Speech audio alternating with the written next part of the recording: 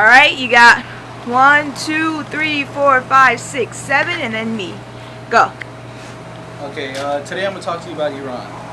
Basically, I'm going to talk about Iran and how it's the 18th largest economy country in the world, with a population over 74 million, thanks to Wikipedia. I visit Iran all the time over the summer, and Iran actually, it's really not as bad as a lot of people make it out to be. You know, it's not a violent place. I go there all the time. Nice, humble, beautiful. There's a lot of been uprisings in the Middle East, you know, a lot of in Iran. But today I'm going to talk to you basically about Iran's culture, its historical background, and its common misconception about Iran. Okay, today I'm going to basically I'm going to talk about today's culture. Okay, it's very unique, the Iranian culture. It has a lot of very diverse people. A lot of people come all over to Iran. Iran has a lot of great things to see with basically Iran. The way the education works over there, has a good education system. The education is, a lot of kids graduate from there, about 80% compared to the 50% over there in the schools. Iran, it has really good food. The food actually is pretty good. The chala kebab and the rice. It has good cuisines. It has very diverse. Basically, it has a lot of other people food. Like we have McDonald's. We have all types of fast food restaurants like you would have over here. The dress code I know is a little bit strict with the whole culture and everything about how you're not supposed to cover up and everything and all this. But basically, the culture is all good and everything. But they're judgmental about it. But I think it's just basically a lot of people are judgmental about the culture. It's really not like that. You can wear. It's just the women have to cover up sometimes in the outside culture, but inside you can do whatever you want. It's really not as strict as a lot of people see it up to be. It has a lot of hospitality. It's basically like when you go there, it's like your name means everything. Like your last name has a standing. People look at your last name and they class you like that. Like a lot of people's families, your last name means a lot to everybody. Like they know you upon your last name and your family. They have a lot of class. The marriages there are basically arranged. A lot of them, like about 90%, but you know, it has like a good outcome out of it. You know, less like divorce rates. A lot of people that's fights. I mean, they just know the family members. It just comes out to be good relationships and everything at the end. Also in Iran with the whole culture, you have like from 12 to 4 o'clock every day. They close down. You guys can go out to eat for about 4 hours. You spend time with your friends and families, and then you open the store. Everywhere's a whole shutdown. Basically Europe. And then it comes to basically the whole how Iran's historical background helps us fuel our economy. I mean, our country. Iran's an Islamic nation. People pray there all the time. They don't eat pork. They don't do all that. But we have Iran's known for helping out with America with oil, where natural resources are oil, petroleum, natural gas, etc. It's the 18th largest economy in the world.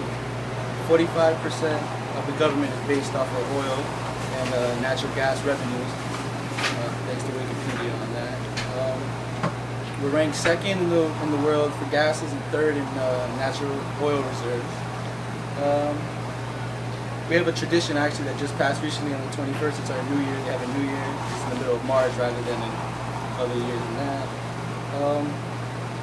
There's a lot of people who discover oil there. I remember over the summer when I went there, they had like their own little CNN. A lot of people would dig up holes, oil, just oil all over the place over there. So money to be made, I guess. Basically, when it comes to Iran, historical background, there's a lot of contributions that have been made.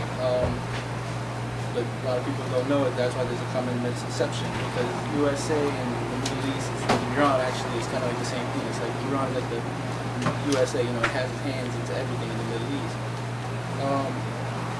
Iran actually invented the first windmill back in the 9th century, Wikipedia told me. Iran contributed significantly to the current understandings of astronomy, natural science, medicine, and mathematics and philosophy for today. Basically, you know, because of their help and everything with the Iranians, it helped us out in the future references of astrology, natural science, and everything. The government's a little bit corrupt to people, but I mean, same thing. We had the Bush administration. It's the same shit. I mean, same thing. You know, it's just the government. You know, it can be overthrown different regimes. Iran basically has a huge population. It's a lot of places you can visit, different cities, different monuments, mosques, traditional places. basically about Iran has about 1,659,000 foreign tourists that actually come visit Iran annually. CIA.org. Basically, Iran has a lot of historical buildings, mosques, and buildings they built, like the prophets that passed away. They would put them there. So it has a lot of places to see when it lasts to basically going there. You know, like a good place to vacation or something. You know, a lot of humble places, good environment. Many tourists all over Iran, they go to like cities such as Shiraz, located in Iran, Tehran, the cities. It's like it has a lot of artifacts and stuff you purchase there, people build. They make stuff out of their hands, basically like clocks, anything. We also have the Dead Sea. The Dead Sea is basically a sea that they actually made, but it's basically people sit in there. It's good for the skin. It's basically it's good. And then in conclusion,